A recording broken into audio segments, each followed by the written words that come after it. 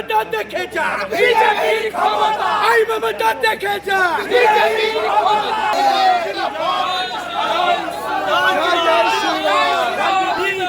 হর হর মহাদেব, গার্গী জি জিন্দাবাদ।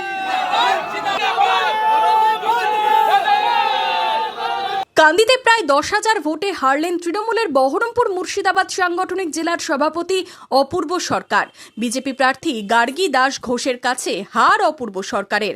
কান্দিতে হার 4 বারের বিধায়ক অপূর্ব সরকারের। কান্দিতে জয় বিজেপির।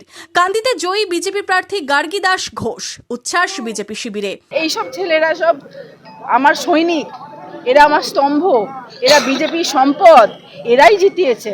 আমি তো একটা প্রতীক মাত্র। এরা অক্লান্ত পরিশ্রম করেছে 1 মাস ধরে, এরা সবাই মিলে জিতেছে। এটা আমার একার জয় নয়। আজকে সারা পশ্চিমবঙ্গের যা রেজাল্ট আপনারা দেখছেন, এটা মানুষের জয়। মানুষ আস্তে আস্তে পেছনে যেতে যেতে যখন দেওয়ালে পিঠ থেকে যায় না, তার প্রতিফলন ঘটেছে এই ভেবে। আজকে কাঁদিতেও সেটা হয়েছে। এটা আনন্দের, এটা একটা আবেগ। এতগুলো ছেলে সারাদিন মুখ শুকনো করে, আমি হয়তো কিছু খেতেও দিতে পারতাম না, আমি হয়তো সেই মতো দেখাশোনাও করতে পারতাম না। ওরা সারা দিন পরিশ্রম করতো, আমি দেখতাম। আজকে ওদের জয় দেখে আমার সত্যি খুব খুশি লাগছে। এটা চোখের জলটা খুশির আনন্দ। কান্দি বিধানসভা মানুষের জন্য কি বলবেন?